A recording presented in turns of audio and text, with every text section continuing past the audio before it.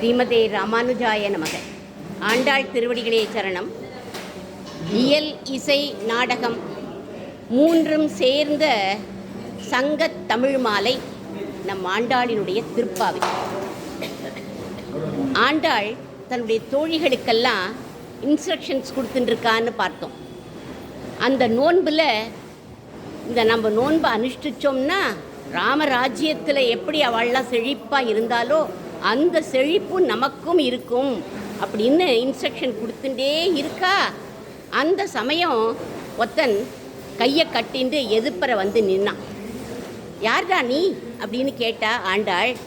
அதுக்கு அவன் சொன்னான், நான் தான் மழைக்கு உரிய பர்ஜன்ய தேவதை. நேத்திக்கு நீங்கள்லாம் பாடினேளே, தீங்கின்றி நாடெல்லாம் திங்கள் மும்மாறி பெய்து அப்படின்னு. அது தீங்கின்றி நாடெல்லாம் திங்கள் மும்மாறி பெய்து அப்படின்னு பாடினேளே, அதனால நான் வந்துட்டேன் அப்படின்னா. நான் என்ன பண்ணணும், கையை கட்டின்ட்டு பவ்யமாக சொல்லுங்கோ அப்படின்னு கேட்டான். அந்த மழை தேவதைக்கு, அந்த மழை தேவதை யார் அப்படின்னாக்க இந்திரன். அவனுக்கு ஆணையிடுற மாதிரி ஆன பாசுரம் இன்றைய நாள் பாசுரம். 4வது பாசுரம். ஆழிமழை கண்ணா ஒன்று நீ கை கரவேல், ஆழியுள் புக்கு முகர்ந்து கொடு ஆர்த்தேரி, ஊழி முதல்வன் உருவம் போல் மெய்கருத்து, பாழியம் தோளுடைய பற்பனாபன் கையில் ஆழி போல் மின்னி வலம்புரி போல் நின்றதிர்ந்து, தாழாதே சார்ங்க முதைத்த சரமழை போல் வாழ உலகினில் பெய்திடாய், நாங்களும் மார்கழி நீராட மகிழ்ந்தேலோரெம்பாவாய். இந்த பாசுரத்தில் தமிழுக்கே உரித்தான சிறப்பு எழுத்து ழ. அதை இந்த பாசுரத்தில் எண்ணி பாருங்கோ, 11 முறை சொல்லியிருக்கான். இந்த பாட்டில் வச்சிருக்கா. இந்த பாசுரத்தை சொன்னாலே ழங்கிற உச்சரிப்பு, ப்ரொனன்சியேஷன் எல்லா குழந்தைகளுக்கும் நன்னா வரும். இந்த காலத்தில் யாருமே அந்த ழ ப்ரொனன்சியேஷனே சரியாக பண்ணுறதில்ல. அந்த ழங்கிற உச்சரிப்பு நன்னா வரணும்னா இந்த பாசுரத்தை சொல்லணும். இந்த பாசுரத்தோட மற்றொரு ரொம்ப சிறப்பு என்ன அப்படின்னாக்க, ஆழி அப்படிங்கிற வார்த்தை தான். ஆழிமழை கண்ணா, ஆழிமழை அண்ணா எப்படி வேணாலும் சொல்லலாம். ஆழியுள் புக்கு, ஆழி போல் மின்னி அப்படின்னு 3 முறை இந்த ஆழிங்கிற வார்த்தையை சொல்லியிருக்கா. ஆனால் அந்த 3 முறையும் வெவ்வேறு அர்த்தங்களில் மழை மாறி பொழிஞ்சிருக்கா நம்ம ஆண்டாள்.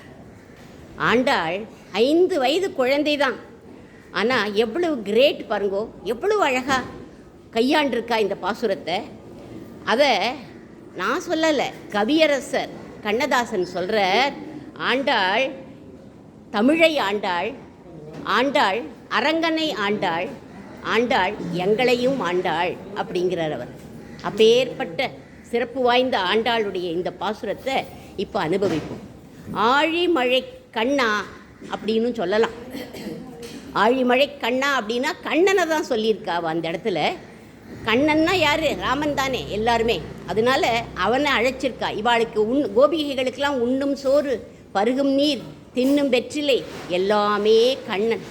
அதனால எல்லா தேவதைகளுக்குள்ளேயும், இந்திர தேவதைன்னு சொன்னேனே, அவனுக்குள்ளேயும் அந்தர்யாமியாக யார் இருக்கான்னா அந்த எம்பெருமான் தான் இருக்கான். அதனால் ஆழிமழை கண்ணா அப்படின்னும் ஒரு வியாக்கியானம் பண்ணுவாள். ஆனால் இப்போ பர்ஜன்ய தேவதை வந்து நின்றுட்டான் இல்லையா, அதனால நம்ம ஆழிமழைக்கு அண்ணா அப்படின்னே சொல்லுவோம். அண்ணான்னு அவனை அழைக்கிறான். அழைச்சி அந்த தேவதைக்கு இன்ஸ்ட்ரக்ஷன்ஸ் கொடுக்குறா, எப்படி மழை பெய்யணும் அப்படிங்கிறத. இன்ஸ்ட்ரக்ஷன் கொடுத்தா தேவையில்லையே, ஆர்டர் போடுறா, நீ இப்படிலாம் மழை பொழியணும் அப்படின்னு. ஆழி அப்படின்னா சுற்றி சுற்றி மழை பெய்யுமா. அந்த சுற்றி சுற்றி மழை பெய்யறத தான் ஆழி அப்படின்னு சொல்கிறா இந்த இடத்துல. இது ரொம்ப டூ மச்சா இல்லையோ? ஒரு தேவதைக்கு போய் ஆர்டர் பண்ணலாமா அப்படின்னா ஒரு பெரிய வேதாந்த விஷயத்தை இந்த இடத்துல சொல்லியிருக்கா. ஆர்டர் பண்ணுறது இடத்துல ஒரு வேதாந்த விஷயம் என்ன அப்படின்னா, உபனிஷத்தே சொல்கிறது, சுயப்பதியான நாராயணனை உள்ளபடி உணர்ந்தவர்களுக்கு எல்லா தேவதைகளும் என்ன பண்ணுமா, ஏவல் கேவல் செய்ய காத்துருக்கு அப்படின்னு உபனிஷத்தில் ஒரு வாக்கியம் இருக்குது. அதை இந்த இடத்துல அவள் வச்சிருக்கா. அதனால் ஆண்டாள் கோஷ்டி யார் தெரியுமா? நாராயண பக்தர்கள். அவனை குறித்து இவாள்லாம் விரதம் இருக்கா. நான் அபச்சாரப்படக்கூடாது. ஏற்கனவே கண்ணன் எம்பெருமான்கிட்ட நான் அபச்சாரப்பட்டுட்டேன். 7 நாள் விடாமல் மழையை கொட்டி பகவான் கோவர்த்தன மலையை கொடையாக பிடிக்கும்படி நான் பண்ணிட்டேன். அதனால் பாகவதர்களான உங்ககிட்டையும் நான் அபச்சாரப்படக்கூடாது. அப்படி பாகவதர்களான உங்ககிட்ட நான் அபச்சாரப்பட்டால் அந்த எம்பெருமானுக்கே கோபம் வந்துடும். அதனால் பயத்தோடையும் பிரீத்தியோடையும் அவன் இவாளை எனக்கு ஆர்டர் போடுங்கோமா அப்படின்னு கேட்குறான். நான் காத்துன்ருக்கேன் அப்படிங்கிறான். முதல் ஆர்டர், பாகவதர்கள்கிட்ட அபச்சாரப்படக்கூடாது, அபச்சாரப்பட்டால் அந்த பகவானுக்கு கோபம் வரும்னு சொன்னா இல்லையா, அதனால இந்திரன் தேவதை சொன்னா இல்லையா, அதை ராமாயணத்தில் ஒரு இடத்துலேருந்து நம்ம பார்க்கலாம். ராமாயணத்தில் ராமர்கிட்ட அபச்சாரப்பட்டான். யார் அப்படின்னா சுக்ரீவன். எப்போன்னா வாலிவதம்லாம் ஆயிடுத்து. அப்போது மழைக்காலெல்லாம் முடிஞ்சு சீத்தையை நம்மளாம் போய் தேடலாம். அதனால அதுவரை நீ ரொம்ப சௌக்கியமாக உன்னை நாட்டை ஆண்டுன்ட்டு உன்னுடைய மனைவிகளோட நல்லா சௌக்கியமாக இரு, சந்தோஷமாக இரு அப்படின்னு சொல்லி அனுப்பினார் ராமச்சந்திரமூர்த்தி. மழைக்காலம்லாம் முடிஞ்சு போயிடுத்து. அதுக்கப்புறம் இந்த சுக்ரீவன் வரவே இல்லை. ஏன்னா தன்னுடைய மனைவிகளோட கேளிக்கையில் ஈடுபட்டுண்டு மதுபானங்கள் எல்லாம் அருந்திண்டு சந்தோஷமாக இருந்தான். சுய நினைவே அவனுக்கு இல்லை. பார்த்தார், மழைக்காலம்லாம் முடிஞ்சு போயிடுத்தே. கூப்பிட்டார், லக்ஷ்மணா போய் சொல்லு சுக்ரீவன் கிட்ட, வாலி போன பாதை இன்னும் மூடவே இல்லை, அந்த பாதைக்கு அவனும் போயிடுவான், போய் சொல்லிட்டு வா அப்படின்னார். ராமருக்கே இவ்வளவு கோபம் வருமா அப்படின்னு நமக்கு தோணித்து இல்லையா? அதை விட ராமரை விட இன்னும் ஒரு படி மேலே லக்ஷ்மணர். ஏன்னா ஆதிசேஷன் ஆச்சே, பயங்கரமாக புஸ் புஸ்ன்னு சீரு வரவர், அவருக்கு அவ்வளவு கோபம் வரும். அதனால அவர் அங்கேருந்து வந்தார், கோபத்தோடு வந்தார். இவாளுடைய கோபங்கள் எல்லாம் யார் தணிக்கிறா? ஹனுமத் ஜெயந்தியான ஹனுமன் இன்னைக்கு தணிக்கிறாராம். எப்படி தணிக்கிறார், எவ்வளவு அழகாக தணித்து அவளுடைய கோபத்தை கொண்டு போனாருங்கிறத பாருங்கோ. ஸ்ரீலோலனாக இருக்கிற அவனை எழுப்பி, சுக்ரீவனை தட்டி எழுப்பி கூட்டிட்டு வந்து சமாபணம் பண்ணிக்கோ, லக்ஷ்மணர் காலுங்கீழ விழுந்து சமாபணம் பண்ணிக்கோ, மன்னிப்பு கேளு அப்படின்னு சொல்லி கொடுத்தார். அவனும் எழுந்து வந்து லக்ஷ்மணர் காலில் விழுந்து மன்னிப்பு கேட்டுட்டு நேர என்ன பண்ணினா, சின்ன சின்ன குரங்குகள், பெரிய பெரிய குரங்குகள் அப்படின்னு எல்லாரும் அணிவகுத்து நின்றுட்டு இருந்தா வந்து ராமனை எல்லாரும் சேவிச்சான். சேவித்த உடனே ராமன் சுக்ரீவனை பார்த்து சொல்கிறான், ஏண்டா உன்னை போல செஞ்ச உதவியை மறந்தவனா நான் பார்த்ததே இல்லைடா அப்படின்னு கோபிச்சுப்பாரோன்னு நினச்சா அவர் கோபிச்சுக்கலையாம். அதுக்கு நேர்மாறாக என்ன சொல்கிறார், அவனுக்கு அனுகிரகம் பண்ணினார். என்ன பண்ணார்? சுக்ரீவன் பகவான் ராமன் கிட்ட அபச்சாரப்பட்டான். ஆனால் அதை எப்படி போக்கின்றான்? பாகவதனான லக்ஷ்மண்கிட்ட சொல்லி போக்கின்றான். அதனால் விழுந்து வணங்கினதுனால அவனுக்கு இவர் அனுகிரகம் பண்ணினார். அந்த மாதிரி பாகவத அபச்சாரம் படக்கூடாதுன்னு தெரிஞ்சுண்டு இந்த இந்திர தேவதை ஆண்டாள் கோஷ்டி, யார் பாகவத கோஷ்டி, அவகிட்ட மன்னிப்பு கேட்டு என்ன ஆர்டர் போடுங்கோ, நான் மழையை பொழியறேன் அப்படின்னு சொன்னான். யமதர்மராஜன் கூட தன்னுடைய யமப்படர்கள்கிட்ட சொல்கிறானாம், விஷ்ணு பக்தர்கள்கிட்ட நீங்கள் நெருங்கவே நெருங்காதீங்கோ, யார் ராமா ராமான்னு சொல்லிட்டாலோ அவள் பக்கத்தில் நீங்கள் போகவே போகாதீங்கோ அப்படின்னு அவளுடைய செவியில் கூவி சொல்கிறான் அப்படின்னு தொண்டரடிப்புடி ஆழ்வார் பாசுரம் பாடுறார். நாராயணன் குறித்து விரதம் இருக்கிற ஆண்டாள் கோஷ்டி கிட்ட இவன் சொன்ன உடனே ஆண்டாள் அவனை அழைச்சி முதல் ஆர்டர் போடுறான். முதல் ஆர்டர் என்ன போடுறா அப்படின்னாக்க, ஒன்று நீ கை கரவேல் அப்படின்னு சொல்கிறான். ஒளிவு மறைவு இல்லாமல் பாவம் பண்ணினவா புண்ணியம் பண்ணினவான்னு அந்த இடத்த பார்க்காம நாடு முழுக்க நீ மழையை பொழியணும், அதைத்தான் ஒன்று நீ கை கரவேல் அப்படின்னு சொன்னான். சரிம்மா பண்ணுறேம்மா அப்படின்னு ஆணையை ஏற்றுண்டான். உடனே அடுத்த ஆர்டர் போடுறான். என்ன ஆர்டர் போடுறா? ஆழியுள் புக்கு முகர்ந்து கொடு. இந்த ஆழிக்கு என்ன அர்த்தம் அப்படின்னா, சமுத்திரத்துக்கு நடுப்புற போய் சுற்றி அதாவது அந்த இடத்துல இருக்கிற நடு சமுத்திரத்துக்கு போய் அப்படியே முகர்ந்து எடுத்து எல்லா தண்ணியும் முகர்ந்து எடுத்துட்டு வரணும், மணல் தான் இருக்கணும், அந்த மாதிரி முகர்ந்து எடுத்துட்டு வா அப்படின்னு ஆழியுள் புக்கு முகர்ந்து கொடு. முதல் ஆழிக்கு சுற்றி மழை பெய்யணும். இந்த ஆழிக்கு சமுத்திரத்தின் நடுப்புற போய் எல்லா தண்ணீரையும் உறிஞ்சிட்டு வரணும் அப்படின்னா. உடனே இதுக்கு ஒரு திருஷ்டாந்தம் சொல்லுவா. இது எது மாதிரி தெரியுமா? யுத்தம் அப்படின்னாக்க அந்த சமயத்தில் ராமச்சந்திரமூர்த்தி உள்ள புகுந்து முழுமையாக தன்னை ஈடுபடுத்திட்டு அந்த யுத்தம் பண்ணுவாராம். எங்கே பார்க்கலாம் இதை அப்படின்னாக்க, ஜனஸ்தானத்தில் ராட்சசாள்னா 14,000 பேர் சண்டைக்கு வந்துட்டா. அப்போது லக்ஷ்மணர் தானும் நான் கூட வரேன் நான் உங்களோட அப்படின்னு கேட்டான். அப்போ ராமர் சொல்கிறார், துவம் ஹி சுரஸ்ச பலவான் ஹன்யாஹேதான் ந சம்சயக ஸ்வயம் தூ ஹர்துமிச்சாமி சர்வானேன நிஷாச்சரான். சொல்கிற லக்ஷ்மணா, நீயும் இவாளை சமூகரிக்கிறதுக்குள்ள திரள் உடையவன்பா, எனக்கு அது தெரியும். இருந்தாலும் நானே இவாளை பார்த்துக்கிறேன், நீ போய் சீதா பிராட்டிக்கு காவலா இரு அப்படின்னு சொல்லி நீ சண்டையை பார்த்துருங்கோ நீங்கள் 2 பேரும் சொல்லி அனுப்பிட்டான். அந்த மாதிரி அந்த போர்க்களத்துக்குள்ள தானே பூந்து சண்டை போடுறதுக்கு ஆர்வமாக ராமபிரானி இருக்கிற மாதிரி நீயும் என்ன பண்ணணும், இந்த சமுத்திரத்துக்குள்ளே நுழைஞ்சு எல்லா தண்ணியையும் முகர்ந்து எடுத்துட்டு மணல் தான் இருக்கணும், அந்த மாதிரி வரணும் அப்படின்னு சொன்னான். சரி அப்படின்னு அதுக்கும் ஒத்துண்டானவன் 3வது ஆர்டர் போடுறான். ஆர்த்தேரி அப்படின்னு 3வது ஆர்டர். ஆர்த்தேரி அப்படின்னாக்க பெரிய சப்தத்தோட இடி இடிச்சுண்டு கர்ஜிச்சுண்டு மழை பெய்ய போகிறேன்.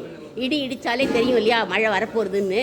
அதனால இடி இடிச்சுண்டு மழை பெய்ய போகிறேன்னு அனௌன்ஸ் பண்ணி மழையை நீ கொட்டணும். அதுதான் ஆர்த்தேரி அப்படிங்கிற. இடி முழக்கத்தை விட சப்தம் ரொம்ப அதிகமாக இருந்தது தான் ராமாயணத்தில் ஒரு இடத்துல.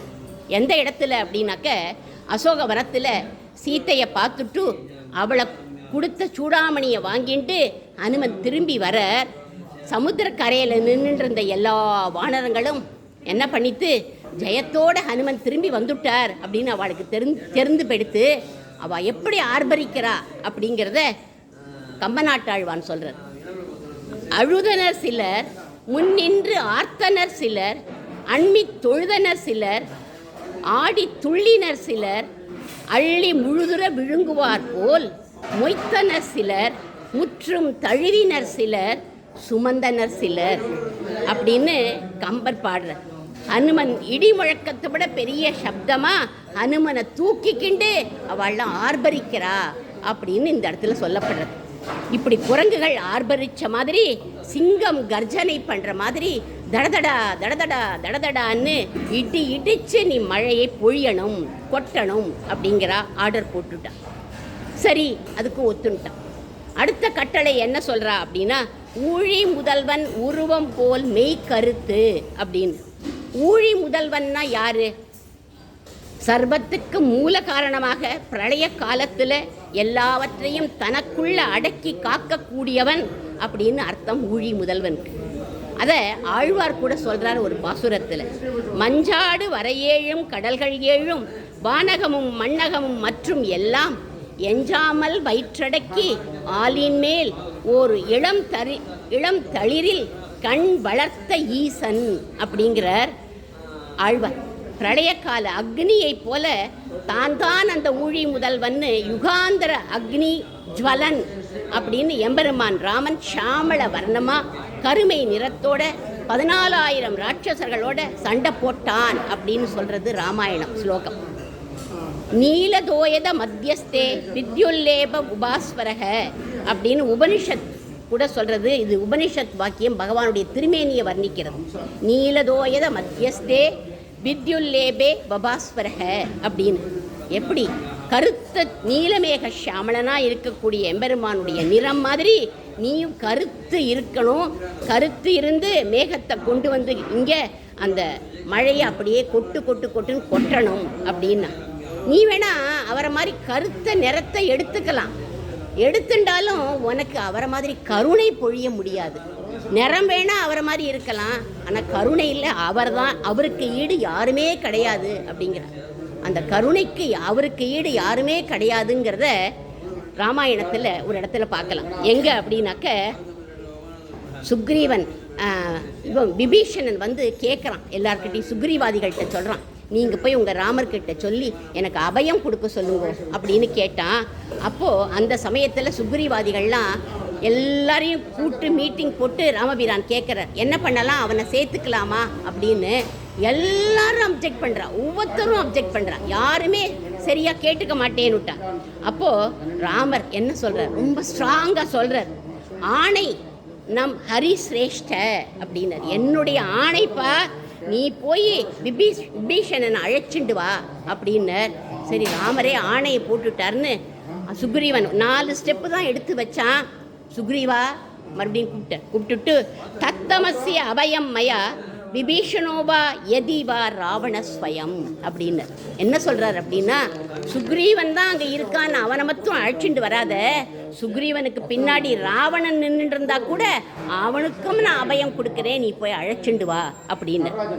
ராமர் உனக்கு அடைக்கலம். உடனே சுக்ரீவன் நேர போனால் விபீஷன்கிட்ட சொல்கிறான், ராமச்சந்திரமூர்த்தி உனக்கு அடைக்கலம் கொடுத்துட்டார்ப்பா, வா அப்படின்னு கூப்பிட்ட உடனே நம்ம விபீஷணன் சொல்கிறதா கம்மநாட்டாழ்வான் சொல்கிறார். என்ன சொல்கிறார் அப்படின்னா, பஞ்சன சிவக்கும் மென்கால் தேவியை பிரித்த பாவி வஞ்சனுக்கு இளையான் என்னை வருக என்று அருள் செய்தானோ அப்படிங்கிறார்.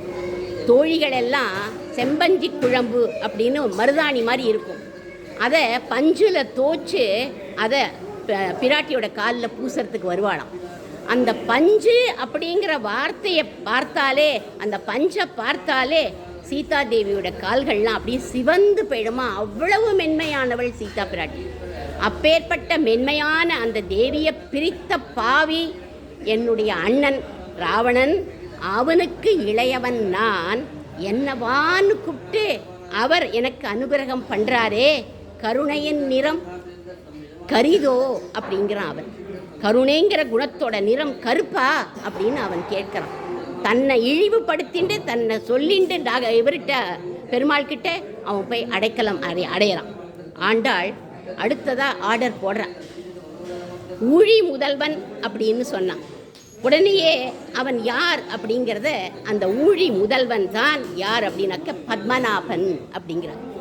பகவானுடைய அதரம் பத்மம், நேத்திரம் பத்மம், ஹஸ்தம் பத்மம், திருவடி பத்மம், கருமையில் தாமரைக்காடு பூத்து நீடு இருசுடர் இருபுறத்து ஏந்தி அலர்த்திருவோடும் செம்பன் குன்றின் மேல் கலுழன் மேல் வந்து தோன்றினான் ராமபிரான் அப்படிங்கிறது இந்த ஸ்லோகம். அதாவது அவன் வந்தது கருமுகில் தாமரைக்காடு அப்படிங்கிறார் கம்பநாட்டாழ்வான். அவனோ கருமுகில் நீருண்ட மேகம் போன்றவன், அவன் திருமேனி மொத்தமும் தாமரைக்காடு அப்படின்னு சொல்லப்படுறது பத்மநாபன் அப்படிங்கிற. இப்பேற்பட்ட பத்மநாபனுடைய தோளை அடுத்ததாக சொல்கிறார், பாழியந்தோளுடைய பத்மநாபன் அப்படிங்கிறார். விசாலமான தோள் ராமச்சந்திரமூர்த்திக்கு. பாகுஷ்யாம் அவஷ்டப்தோ யஸ்ய லோகோ மகாத்மனக அப்படின்னு வால்மீகியே சொல்கிறார். ராமன் தன்னோட திருக்கரத்தை அப்படி நீட்டினா உபயவிபூதி மொத்தமும் அதுக்குள்ளே அடங்கி போயிடும் அப்படின்னு நம்ம ஆண்டாள் நாச்சியார் திருமொழியில் சொல்கிறான். பொங்கோதம் சூழ்ந்த புவனையும் வெண்ணுலகும் ஆங்காதும் சோராமே ஆழ்கின்ற எம்பெருமான் அப்படிங்கிறார். தாடகை வதமெல்லாம் ஆகி விஸ்வாமித்திரர் ராமலக்ஷ்மணால் மிதிலைக்கு அழைச்சிட்டு போனார்னு பார்த்தோம் இல்லையா. அப்படி போகிறபோது கன்னி மாடத்துலேருந்து பெண்கள்லாம் ராமருடைய தோளையே பார்த்துட்டு இருந்தாலாம். தோள் கண்டார், தோளையே கண்டார், எப்பேற்பட்ட தோள் வலிமை உடையவராக இவர் இருக்கார் அப்படின்னு சொல்லி ராமச்சந்திரமூர்த்திக்கு ஆஜானுபாகு அப்படின்னே அவருக்கு ஒரு டைட்டில் உண்டு. அப்பேற்பட்ட தோள் வலிமை உடையவர் ராமர். அடுத்ததாக அந்த பாழியம் தோளுடைய பத்மநாபன் கையில் 3 ஆயுதங்கள் சொல்லப்பட்டிருக்கு. என்னென்ன ஆயுதங்கள் அப்படின்னா, ஆழின்னு ஒரு ஆயுதம், பலம்புரிங்கிற ஒரு ஆயுதம், 3வது சாருங்கம்ங்கிற ஆயுதம். இந்த 3ஐயும் பாடுறான். ஆழி போல் மின்னி அப்படிங்கிறான். இந்த ஆழிக்கு என்ன அர்த்தம் அப்படின்னாக்க, இது 3வது முறையாக வருது. ஆழிங்கிற இந்த பதத்துக்கு சக்கரம், பகவான் கையில் வச்சுருக்கா இல்லையா சக்கரம், அதுதான் இந்த ஆழி அப்படின்னு. அவர் கையில் இருக்கிற அந்த சக்கரம் பளன்னு மின்னும். கோடி சூரியனுடைய பிரகாசம் அந்த சக்கரத்துக்கிட்ட இருக்குது அப்படின்னு சொல்கிறார். அந்த பிரகாசத்தால் அவர் என்ன பண்ணினார், அந்த ஆழியை வச்சுட்டு அவர் என்ன பண்ணினார், யாரை அழிச்சார் அப்படின்னா, திருஷிரசிரக திருத்திய திமிர நிராச வாசர கரா தேசிகன் சொல்கிறார். திருஷிரஸ் அப்படிங்கிற ஒரு ராட்சசன் இருந்தான். அவன் இருட்டு மாதிரி இருந்தான். அவனை சக்கராயுதத்தை கொண்டு, அந்த ஒளியை கொண்டு பானங்களால் அவனை அழிச்சார். அப்பேற்பட்ட சுதர்சன சக்கர ஒளி மாதிரி நீ என்ன பண்ணணும், இடிச்சு மின்னலோட மழையை பொழியணும் அப்படின்னு மின்னலோட கனெக்ட் பண்ணுறா. இது ஒவ்வொன்றையும் அவள் எவ்வளோ அழகாக கனெக்ட் பண்ணுறா பாருங்க. மின்னல் மட்டும் போகாதுப்பா, பின்னாடியே இடியும் வரணும் அப்படிங்கிறா. எப்படி இடி வரணும்னா வலம்புரி போல் நின்று அதிர்ந்து, வலம்புரி சங்கு எப்படி சத்தத்தை கொடுக்குமோ அந்த மாதிரி நின்று அதிர்ந்து நீ வரணும். இந்த வலம்புரிங்கிறத தான் இன்னைக்கு நான் கோதையின் கோபாலனில் எடுத்துட்டு இருக்கேன். வலம்புரி எப்படி பண்ணிட்டு என்னெல்லாம் செஞ்சுது அந்த வலம்புரி அப்படின்னு.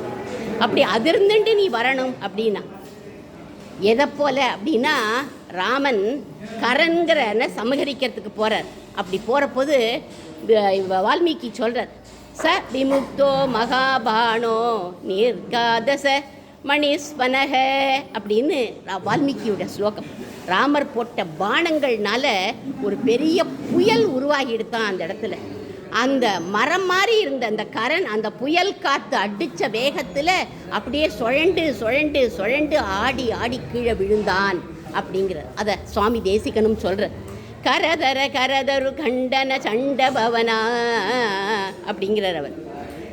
இப்படி அதிரக்கூடிய ஒலியை ஏற்படுத்தின ராமருடைய பானங்கள் மாதிரி நீ இடியோட மழையை பொழியணும் அப்படின்னு சொல்லிட்டான்.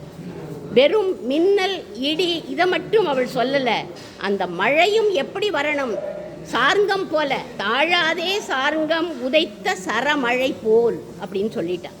பானங்கள் ராமபிரான் எப்படி வர்ஷிச்சானோ அந்த மாதிரி நீ மழையை பொழியணும். அப்படி சரம் மாதிரி வருமா ராமபிரான்ட்டேந்து அந்த பானங்கள்லாம், அந்த மாதிரி நீ வரணும் அப்படின்னா. ராமனுடைய வில் திறத்தை 3 இடங்களில் நம்ம பார்க்கலாம். நம்பர் 1 பாலகாண்டத்தில் பார்க்கலாம். எந்த இடம் அப்படின்னாக்க, தடுத்து இமையாமல் தாளின் மடுத்தது நான் நுனி வைத்ததும் நோக்கார் அப்படிங்கிறார்.